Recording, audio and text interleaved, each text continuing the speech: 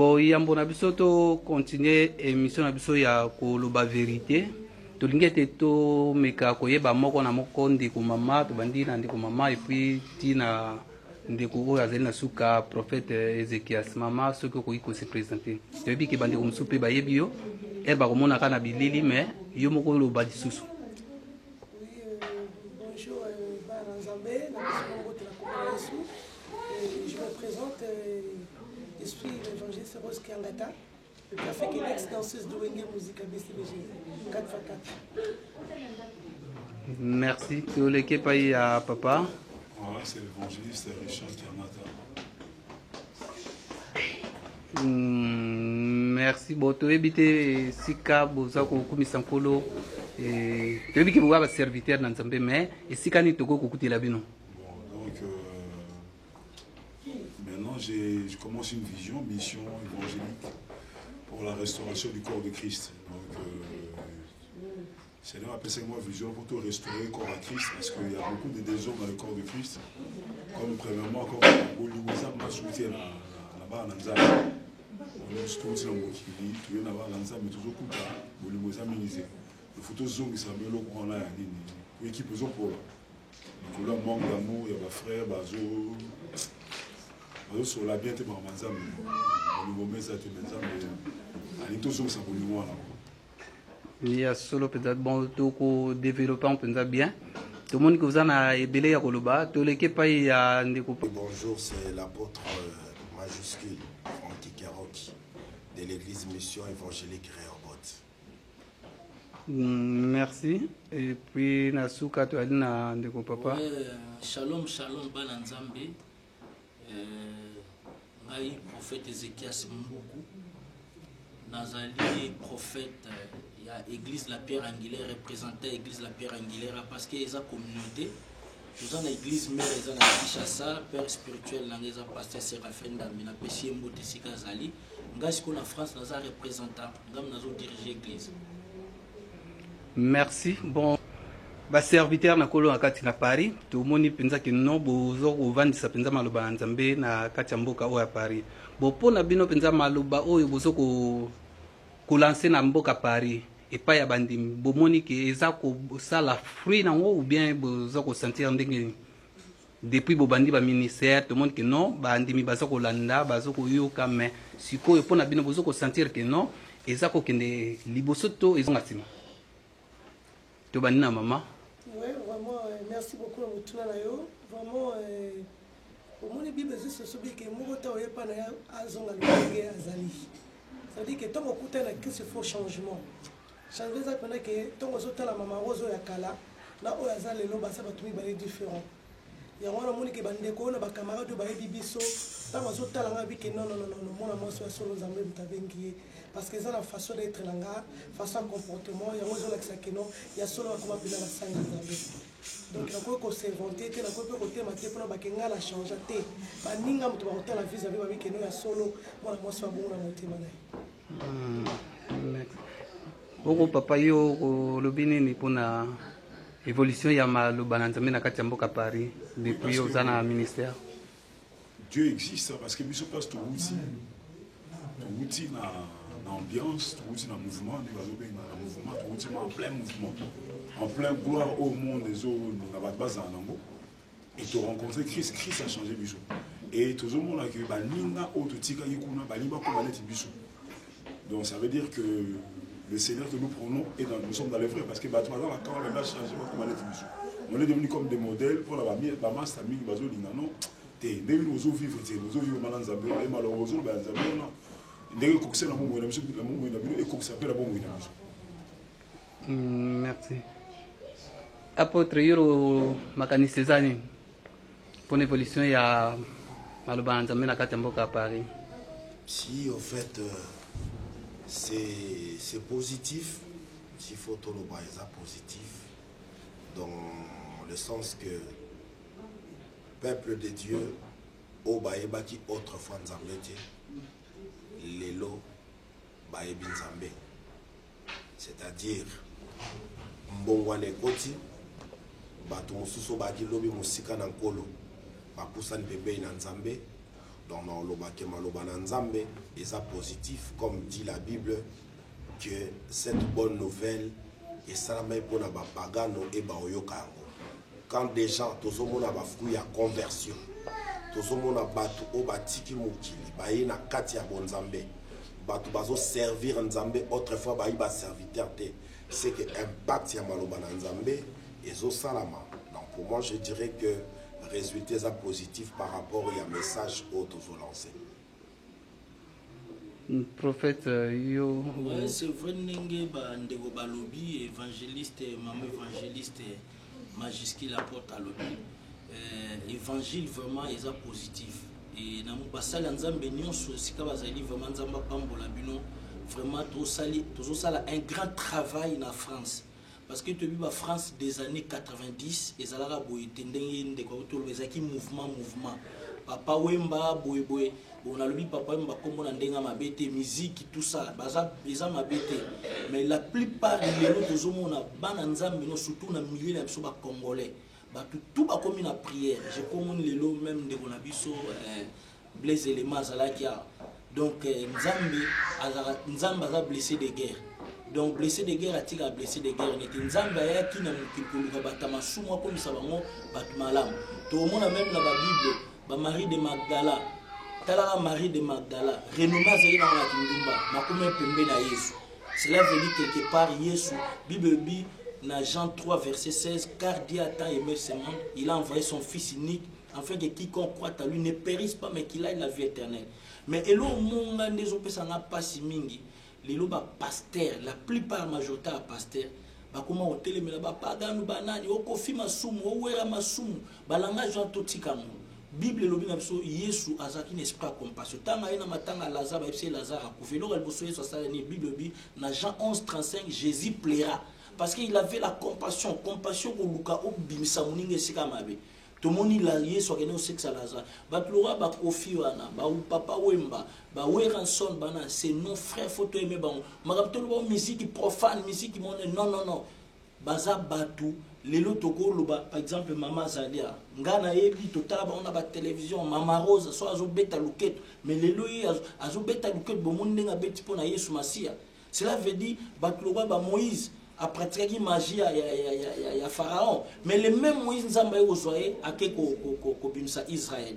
Tout le monde, un restaurant, un restaurant chinois, un mindel, un magie, un McDo. Mais les lois comme un restaurant, il y a un massoum. Donc cela veut dire que quelque part complexe. Hier, sur côté de Marie de Magdala, a gagné la fête à Cana. Premier miracle que tu as bon vu comme maï comme ville. Cela veut dire que tu as matanga. Cela veut dire que les gens ont la compassion à Batouana. Parce que moi je crois. Je me souviens que j'ai réformé. Ozaï pas Kofi. Oyo bonite Mama Rosaï. Est-ce que Sophie n'a jamais na musique au critique basé na qui soit non? Et ça un moment étape. Mais et comme il va maçon jouer na tezo les cas Kofi azaki na qui si tout ça alors. Kofi yo pour pratiquer qui soit na temps pas Kofi. Loba qui a monté mais oyo pas Yesu. Yesu Abimsa Marie de Magdala, je crois qu'il y a 7 démons. Est-ce que Yesu a dit que tout le monde Marie de Magdala? Non. Et ça, Makambo, il est cas. Mais la même Marie de Magdala, donc cela veut dire tous en la compassion à Pagan. Les païens, c'est nos frères, c'est nos amis. En 2014, tout changer le langage, tout lingabato, tout ramener dans la crise. Voilà la mission de Bissot. On a une première église à Paris, et pas papa, ils ont un gouvernement jet set. On a là qu'il n'y a pas beaucoup, on a aussi papa m'a dit pas quitter, on a aussi pasteur dans la putain en aéron. Donc pour dire que le lot comme la bonzame, baza nabiso, baza frère nabiso. On a conféré à frère nabiso, à JB, à Ouera, tout ça la musique n'a pas frère nabiso. Bible le dit Dieu a tant aimé le monde. Amen. Alors quand on parle du monde, c'est qui? C'est les PD, les lesbiennes, les sorciers, les magiciens, voilà. Tout ça, Dieu les aime. Donc ce qu'on a aligné, Dieu sur le besoin moi en Nzab, yo ina bang. Nous savons déjà satanistes. C'est ça. Parce que moi en Nzab, yo ina bang jamais. Bon Nzab d'aligné bang. Nous sommes la lumière du monde. Dans le monde des années. Et ça, la musique, la musique, nous sommes Bisso sur quoi photo qui est né, qu'on a ça mouinga. Et si comme un chrétien, il bosse dans l'Antioche, chez les païens. Donc, il faut battre mon amour, il faut tout à l'heure, Dieu est amour. L'évangile de Genèse Apocalypse à Bolingo. Frère, nous sommes à la télé. Si vous avez Bolingo, vous pouvez pointer la ligne du doigt. Vous savez, vous êtes sataniste. Vous êtes contre Nzambe. Pour Nzambe, vous êtes Bolingo. Donc, nous sommes à la télé, nous sommes sur le film à Bandego, vous êtes sataniste, vous êtes Nzambe. Parce que Nzambe, vous êtes Bolingo, à la limite, vous êtes Batouno surtout. Tu fais un peu de Bandego, tu fais un peu de Bandego. Amen. La musique, on a lancé la musique, la musique, pas le bon bisoté. Le tout est en zap, tout est en samalam. Ce que l'on va dire, qui c'est la musique, les guins amis. Tout ça, la projet, ça t'a été. À l'église, les amis, ce que je sais que ça, il y a encore. Tout comme la Bible, tout ce que la Bible, le coup, ça Satan. Pour vous communiquer, oh, Satan, qui ici, oh, c'est là qui est beau. Qui c'est bon, mananam. Et ça, les minants. Jésus-Christ est Seigneur, point barre. Amen. Donc, c'est l'amour, parlons de l'amour. Il y a moi, je vous m'église dans l'âme. Tout ça, on a besoin d'armer de l'éternel dans la foi. Tu as une division, tu as une bolingo. Donc, tout pasteur, il y a mille Congolais, ou à Zula, ou à Bakis, ou à Tourboya. Tu sais pas, il y a monté, tu as monté. Tout ça, on a besoin de Jésus. Jésus est Seigneur, Jésus est Seigneur, Jésus est Seigneur. Les restants, on s'en fout. Ligne na biso ya conduite ya li Bible. Mutu wa koyela biso liloba, il faut approuver biso ngo na kati ya Bible. Mais est-ce que apôtre, osana verset oyo ko lagisaki non, voilà directive na biso ya ngo yo prévané verset tel. En fait, merci pour la question. J'aimerais que nous lisons la parole du Seigneur dans le livre de Romains chapitre 8. Nous allons commencer à partir du verset 28e jusqu'au verset 30. La Bible dit ceci. Nous savons du reste que tout coopère pour le bien de ceux qui aiment Dieu, de ceux qui sont appelés selon son projet. Car ceux qu'il a connus d'avance, il les a aussi destinés d'avance à être configurés à l'image de son Fils, pour qu'il soit le premier-né d'une multitude de frères. Et ceux qu'il a destinés d'avance, il les a aussi appelés. Et ceux qu'il a appelés, il les a aussi justifiés. Et ceux qu'il a justifiés, il les a aussi glorifiés. En fait, nalingi to comprendre le romoko Église du Seigneur. Dieu, azoloba na katia parole naye, qu'il y a des gens que lui il a connus d'avance. Quand on dit qu'il a connu déjà d'avance, cela veut dire depuis l'éternité. Nzamba saye barabatu. Ce n'est pas lorsque Moutabomoli Moutemanda Koutaïna Nzambe, non. Ça, ce n'est qu'une confirmation. Il y a l'Ikamwe, c'est Salamaka Banane éternité.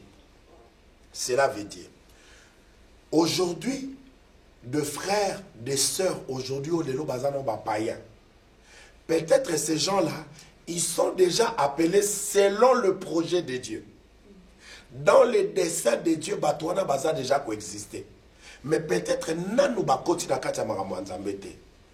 C'est pourquoi je viens joindre à mes frères, comme il disait, que bato lelo baza lokwa bapaya.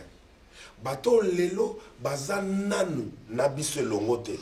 Tokoki jamais ko critiquer ba onto koloba mabe parce que bato wana toyebi te comment Nzambe asi asalana bango projet. Peut-être demain ces gens-là seront de futurs ministres de Dieu. Peut-être demain, ces gens-là, ils seront des veilleurs, gardiens de temple. Peut-être Lobi Batouana, Nzambe a utilisé Bango Musika. Preuve, nous tous, avant de devenir enfants de Dieu, on était païens. Raison pour laquelle l'évangile est résumé sur un seul mot. C'est l'amour. Et la Bible dit dans 1 Corinthiens chapitre 13 que l'amour supporte tout. L'amour ne voit pas son intérêt. L'amour croit tout. L'amour pardonne tout. L'amour couvre une multitude de fautes. Cela veut dire, nous devons montrer qu'on est enfant de Dieu lorsqu'on aura de preuves d'amour. Et Jésus dit, lorsque bokola kisabatu bolingo, c'est en cela que bagoye bakeboza baye kolinanga. On n'est pas des enfants de Dieu lorsque toke kosomba arme to beta ba faux. Toza batuke o tozo la kisabatuke bango baza ba faux. Mais toza batu lorsque tozo la kisabatuke, tozo linga batu na mabe na bango. Parce que Dieu n'haït pas le pécheur, mais il haït le péché. mais Dieu a l'amour sur le pécheur. Nous devons leur prouver l'amour. C'est à cet amour-là et qu'au benda bango, bah il y avait un bisou. Non, on peut cet exemple, moko. Il y avait un homme de Dieu, tel Osborne, accueilli côté de la forêt équatoriale. Tant que comme la forêt équatoriale, à mon ba pygmé, a été à bango évangile. A été à bango évangile. Moko mususu ba pygmé, ba lambi biloko, ba pesi Osborne. Osborne a bien en liaté. Aïe, a dit, mais non, attends, toi tu n'as pas l'amour. Yo zolo ba biso to kwa na Yesu. Biso siko to lambi biloko to peso yo boyo koda. No yo lingi biloko na biso te mais o lingi biso to kota na vision na yo. C'est que tu n'as pas l'amour et on va pas croire. Et ce sont des choses qui nous se passent. Nous sommes des enfants de Dieu. Nous sommes des enfants de la lumière. Et nous devons prouver à la face du monde que notre Dieu, c'est un Dieu d'amour. Parce que quand on n'était pas aimable, Dieu nous aimait. Et à combien plus forte raison de rendre sincère pour la bâton sous. Nous devons prouver aux gens que nous sommes des dieux. Et Batouana, nous avons soit ça yeba bango d'avance. Et Bible ce qu'il a connu d'avance, il les a prédestinés à être semblables à l'image de son fils. Et ce qu'il a appelé, il les a aussi justifiés. Et ce qu'il a justifié, il les a aussi glorifiés. Ce travail-là ne vient point de l'homme. C'est pourquoi la Bible dit, vous êtes sauvés au moyen de la foi, afin que personne ne se glorifie. Cela veut dire, ce n'est pas l'effort d'un homme, c'est l'effort de Dieu. C'est pourquoi j'aimerais dire que nous devons prouver aux gens que nous sommes enfants de Dieu, en leur prouvant l'amour. Et à l'amour, de Batubarouyeba, que Toza Yanzambe. Kola Pambola. Évangéliste, yo kolobanini ndenge apôtre lobby ce que Dieu veut que tout le monde soit sauvé parmi dans la connaissance de Dieu. Ça c'est le plan de Dieu. Ça c'est la parole de Dieu. Vous savez même le Seigneur dira à Pierre, arrière de moi Satan, car tu ne conçois pas de choses de Dieu, tu as la pensée humaine. Penser à mon, tu as pensée satanique, ça s'oppose au plan de Dieu. Nous avons besoin de bateau là bas à la sauver. On va sauver un bateau mokili. Biso to wuti kuna, to mine. Ce que tu as la bimi le na wuta la mokili. Ce qu'on a ina ce que bateau na wuta tika ikuna. Dona ina bandi kuna. Ngai na ina ba masala. Ngai o nous to sala ba ambiance na tika ba na ina ba ba kufa. Donc ça on a commis satanisme, on a commis contre Nzambe. Donc ça veut dire que Bible toujours résumé on a bolingo. On dit ça tout serviteur Nzambe, tout loi bolingo. Au moment où tu Satan place trop. Jésus-Christ est Seigneur. Pour te faire na baba. So banduko baza banduki, pas balai bisote. Tous ceux qui passent pour soi banduki, so tu fais na ma to ça ma tu fais na ma place où ba kisi ali. Mais bon bisote pour. Et bon le to comme dans Nzambe so comme ça aussi. Tu comprends que Jésus a l'église na makambo. Le bilo qu'on sait bilo rapport ma d'autres rôles ba kisi wala te so banduki, so ba nini, tout le monde terrorisé par Nzambe. Tout le monde là ba démon partout. Accepte Jésus, prend une décision, abandonne tout. Quand on a Christ, c'est Christ.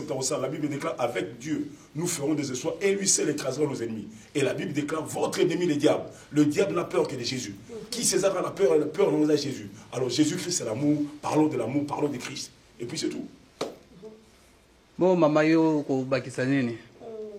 Pour te dire que malba msusu ya di solo baki mais yo ko lobanini par rapport à bandeko bazoko lukabaya côté oyo yo po utaki.